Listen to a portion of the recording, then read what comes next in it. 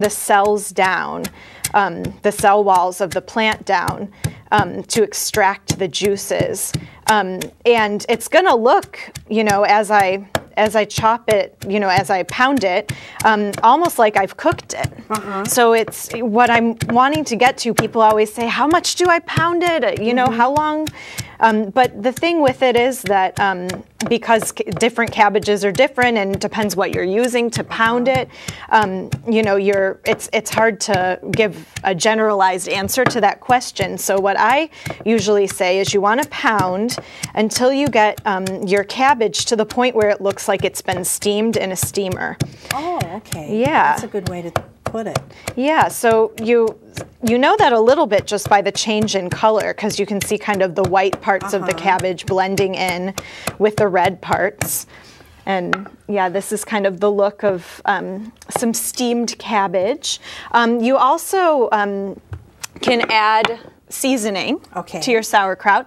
My personal favorite is caraway, which you'll often have in rye bread. Oh, but and you knew that was carrot seed, right? It was? Yes. I didn't know that. Yes. Wow. So if you have old caraway that you don't want to use, you can plant it and it becomes carrots. Really? Yes. Wow, I had no idea. Yeah. That's awesome. Well, I love both carrots and caraway, and caraway just adds this amazing flavor to the cabbage, and so I'm pretty intent on using the caraway, and I have. There's not all that many books out right now that are talking about it, but there are two that I find really interesting. The one that got me really excited and I got my first recipe from was Wild Fermentations by Sandor Elix Katz, and he teaches fermentation workshops and has a website, and you can get a lot of the recipes from the website. And so the name of the book again was? Wild Fermentations. And the author? Sandor Elix Katz. Katz, like C-A-T-S or K? K-A-T. Okay. K-A-T-Z. K-A-T-Z. Yep. So we can look that up in the library and probably find a copy of it right here at the library. Exactly, yeah. And it's I read it like a novel, and it's a recipe book. He's a great writer. And you learn a lot about food preservation, and it goes beyond, fermentation doesn't just have to be with vegetables. You can ferment dairy products. That's how we get yogurt and kefir. It's also how we get our cheese. You can ferment grain products. That's how we get sourdough.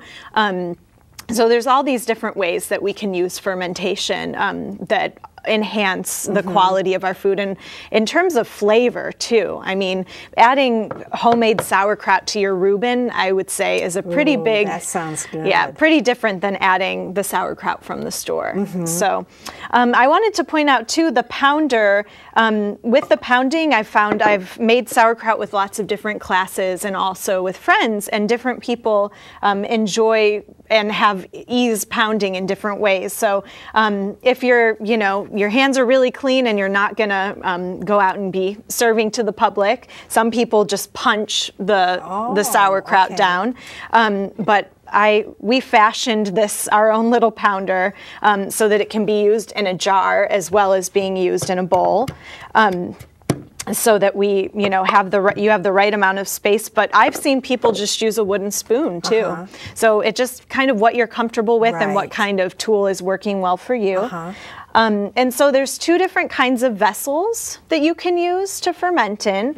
The traditional one is a crock, which is a big ceramic pot, essentially. That you just stick all of your cabbage, your mixture in, and in the what you want to do is weight it down, weight the mixture down. Usually what I do is find a plate that fits inside the crock, and then I get a weight, which used to just be like a big jug of water, but recently we heard that you can use a rock, and so we boiled it and cleaned it, and then just used it to weight down, weight down the mixture so the water comes up. Yeah, so that's pretty important. If you don't have your water rising up, that's when you get overgrowth of Right. Because that's what I remember in my grandmother's basement stairway with the crocks on the steps. And some of them were okay and some of them were pretty bad. But apparently it's because I didn't know any better. Right. Probably they got dry. And yeah. so they created the wild yeast kinds of growth that wasn't so good for everybody. Right, and also, I mean, it's important too to in some ways trust your instincts with sauerkraut. You will smell it if it's bad for you. It's not going to be any secret.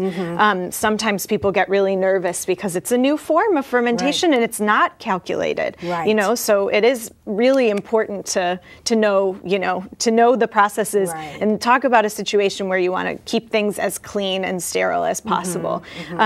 And but yeah, I've definitely made mistakes with mine before, and you can certainly tell. So it's really important. You want to keep watching it every single day to make sure that the water is up there. You might need to re-weight it down. You want to pull the plate out and the rock from time to time, or the jug, and wash them off, and make sure nothing is accumulating, and just watching for the bad bacterias. But then you want to cover it with a very clean cloth, and then, tie around here, depending on what you have available, as tightly as possible, so nothing's getting in there. Okay. That's essential. And I use cheesecloth for mine, and I found this 4 square yards for $1.89. Oh, that's good. Yeah, pretty inexpensive, and cheesecloth is great.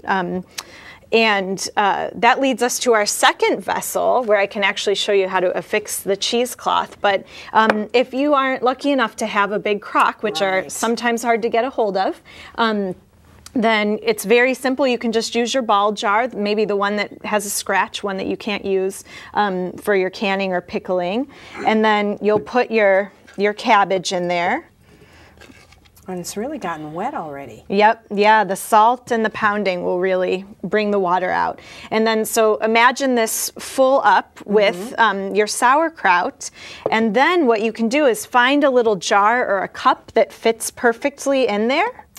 Oh, how neat. And that's how you'll be pushing it down. So you'll fill it, and that's how you'll get the water. So you really, that wet layer at the top is really important. So having it properly weighted down is a really big deal. Reasonable amount than trying to put it all in the crock and and then what do you do with it when you're all done? Especially on your first time, because this sauerkraut is not going to taste like the sauerkraut that you get, at the store. And so maybe it's not something you will like. I've talked to people who, from the minute they tried it, were like, "That's the best sauerkraut I've ever tried," and people who are like, "Oh, I don't like that kind of sauerkraut." It's a different flavor. It's a more wild flavor, I guess.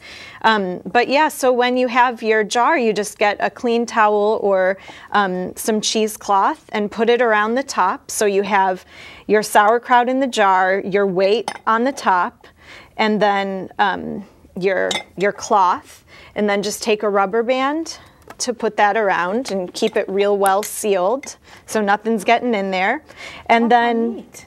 Yeah, and then same situation where you keep a watch on it, pull out the weight from time to time, clean it off, just keep things as clean as you possibly can.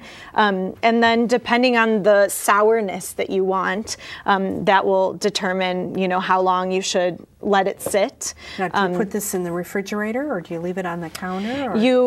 It depends on the season. Okay. But you do leave it out. Depending on how warm it is, it could only be 24 hours. It's just to the point where the smell is appealing to you and not too sour. Okay. Which is still, some people like it that way. And then you just, when it's ready, you cap it off and keep it in the fridge.